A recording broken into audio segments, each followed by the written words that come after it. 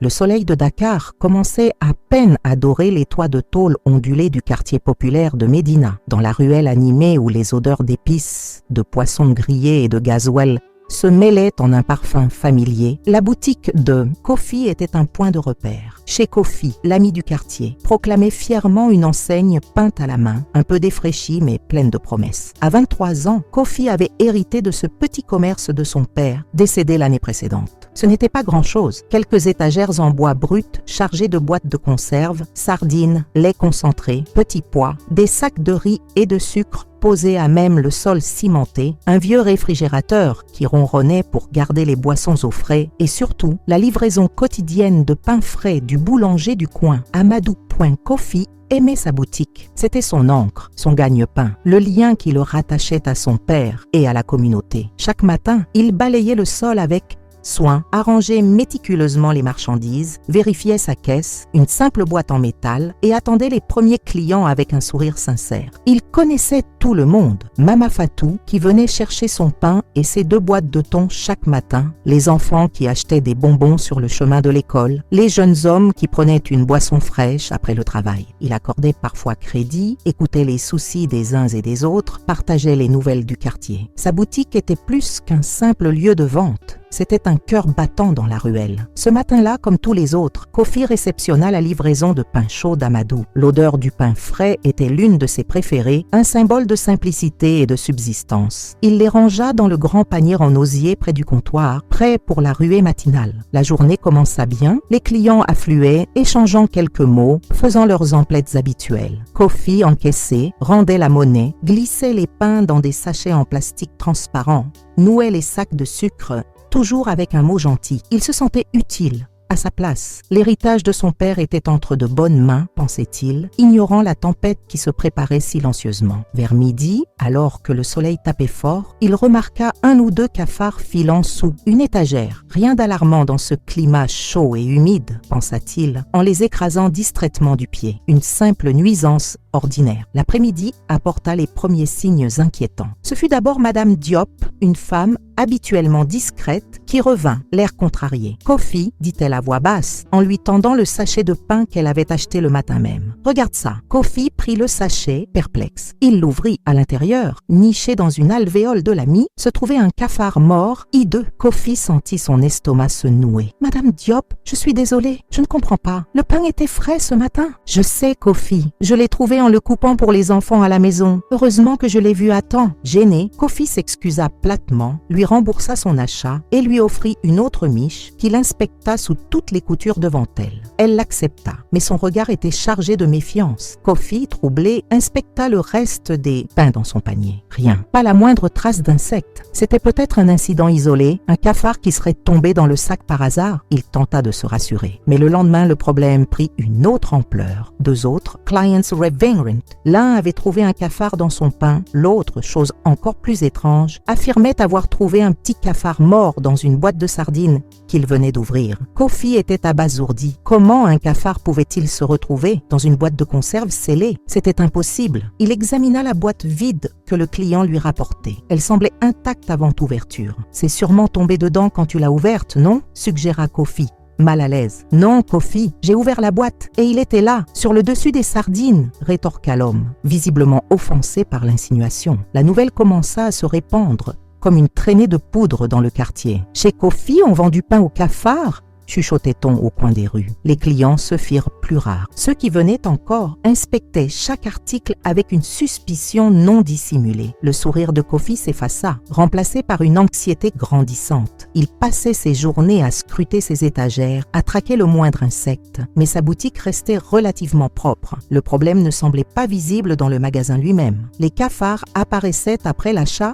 chez les clients. C'était incompréhensible et terrifiant. Kofi ne dormait plus. L'image des cafards hantait ses nuits. Sa boutique, autrefois lieu de fierté, devenait source d'angoisse. Les revenus chutaient drastiquement. Il devait comprendre d'où venaient ces nuisibles. Sa première piste fut Amadou, le boulanger. Tôt le lendemain matin, il l'attendit à la livraison. « Amadou, mon ami, il faut qu'on parle. Plusieurs clients ont trouvé des cafards dans ton pain, » dit Kofi, le cœur lourd. Amadou, un homme rond et jovial, fronça les sourcils, l'air offensé. « Quoi, des cafards ? Dans mon pain, Kofi, tu sais bien que ma boulangerie est propre. Viens voir par toi-même si tu veux. Kofi accepta. La boulangerie d'Amadou, bien que simple, était effectivement tenue avec rigueur. Les plans de travail brillaient, le four était impeccable, aucune trace d'infestation visible. Amadou semblait sincèrement choqué et inquiet. Il promit de redoubler de vigilance. Kofi retourna à sa boutique, encore plus perplexe. Si ce n'était pas le boulanger, alors quoi? Le stockage dans sa propre boutique? Il passa la journée à vider chaque étagère, à nettoyer chaque recoin, à déplacer les sacs de riz et de sucre. Il utilisa de l'insecticide, boucha quelques petites fissures dans les murs. Il trouva bien quelques cafards morts après le traitement, mais rien qui puisse expliquer une contamination aussi systématique et étrange, surtout après la vente. L'hypothèse de la boîte de sardines le troublait particulièrement. Un cafard dans une conserve scellée, cela défiait la logique. Il examina attentivement son stock de conserves. Elles provenaient d'un grossiste réputé en ville. Les boîtes semblaient parfaitement normales. Était-il possible qu'il y ait un problème à l'usine de conditionnement ou était-ce autre chose? La méfiance dans le quartier grandissait. Certains voisins, autrefois amicaux, le regardaient de travers. Idriss, le propriétaire de l'épicerie concurrente un peu plus loin, ne cachait pas une certaine satisfaction. Devant les malheurs de Kofi, des rumeurs de sorcellerie commencèrent même à circuler, murmurant qu'un mauvais sort avait été jeté sur la boutique. Kofi se sentait isolé, accusé d'un crime invisible dont il ne comprenait pas l'origine. Il envisagea même de fermer boutique, le cœur brisé à l'idée d'abandonner l'héritage paternel. Il fallait trouver la source, et vite. Une nuit, incapable de trouver le sommeil, Kofi retourna à sa boutique. Il s'assit dans la pénombre,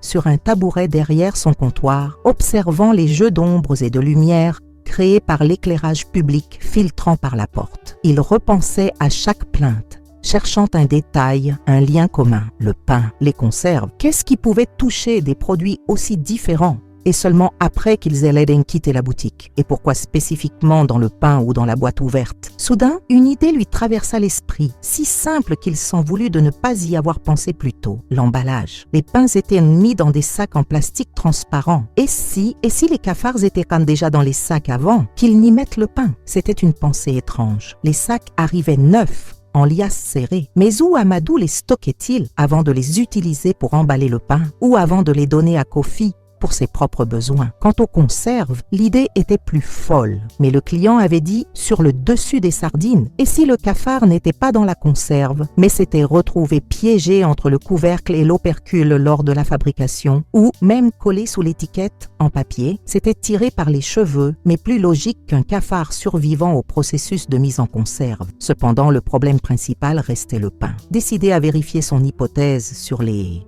sac, Kofi se rendit à l'aube près de la boulangerie d'Amadou. Il savait qu'Amadou recevait ses fournitures, y compris les sacs plastiques, d'un livreur qui passait très tôt. Il se posta discrètement à l'angle de la rue. Il vit le camion de livraison arriver. Le chauffeur déchargea plusieurs cartons, dont un grand contenant les fameux sacs en plastique. Amadou vint les réceptionner et les entreposa, non pas dans la boulangerie elle-même, mais dans un petit appentis attenant, un peu délabré, servant de débarras. Pris d'une intuition, Kofi attendit que tout le monde soit parti et s'approcha de l'appentis. La porte ne fermait pas bien. Il jeta un coup d'œil à l'intérieur. Ce qu'il vit lui glaça le sang. Dans la pénombre humide, des dizaines, voire des centaines de cafards grouillaient sur le sol, grimpaient sur les murs et s'infiltraient entre les liasses de sacs en plastique posés sur une étagère basse et humide. Certains, minuscules, parvenaient même à se glisser à l'intérieur des rouleaux de sacs ou entre les feuilles des liasses. Les sacs supposés propres étaient en réalité un nid à cafards. Voilà pourquoi les insectes se retrouvaient dans les sachets une fois le pain chaud et accueillant y étaient placés, créant un environnement propice à leur réveil ou à leur découverte une fois chez le client. Le cœur battant, Kofi prit quelques photos discrètes avec son vieux téléphone portable. Il avait enfin la preuve, la source du cauchemar. Il se précipita chez Amadou, qui commençait sa journée de travail. « Amadou, c'est les sacs en plastique !» haleta Kofi, lui montrant les photos. « Ton débarras où tu les stockes est infesté de cafards. Ils entrent dans les sacs avant même que tu ne mettes le pain dedans. » Amadou regarda les photos, puis le visage de Kofi et son expression passa de l'incrédulité à l'horreur. Il se précipita vers l'appentis. Kofi sur ses talons. La lumière du jour révéla l'ampleur de l'infestation. Amadou était dévasté.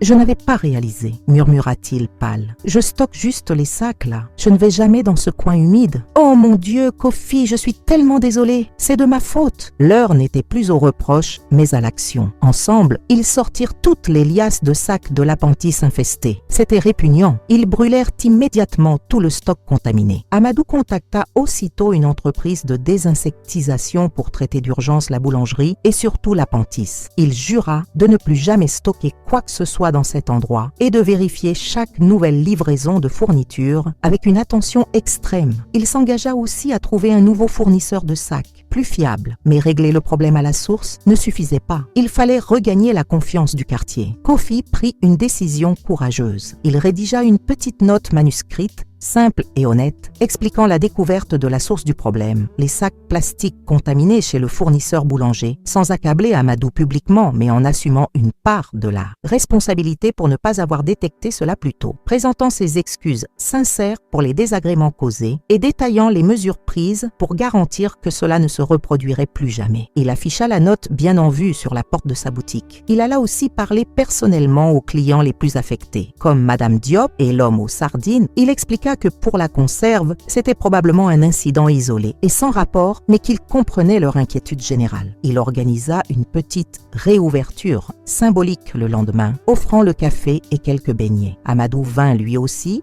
s'excusant auprès des clients présents. Lentement, timidement, certains visages familiers recommencèrent à apparaître. Mama Fatou fut l'une des premières à revenir, lui tapotant l'épaule. On fait tous des erreurs, Kofi. L'important est d'être honnête et de réparer. Plusieurs semaines passèrent. La vie reprit progressivement son cours dans la petite boutique de Kofi. La désinfestation chez Amadou avait été efficace et les nouveaux sacs, stockés désormais dans un endroit propre et sec à l'intérieur de la boulangerie, étaient irréprochables. Plus aucun client ne rapporta de découvertes macabres. Les preuves avaient laissé des traces sur Kofi. Il avait perdu du poids et quelques cheveux blancs prématurés étaient apparus sur ses tempes. Mais il avait aussi gagné en maturité et en résilience. Il était devenu beaucoup plus méticuleux, vérifiant chaque livraison, inspectant sa boutique avec une vigilance accrue. Il avait compris que la confiance de ses clients était son bien le plus précieux et qu'elle était fragile. Les affaires remontaient doucement. Les clients, touchés par sa transparence et sa détermination, lui renouvelaient leur confiance. Même Idriss, son concurrent, semblait le regarder avec un respect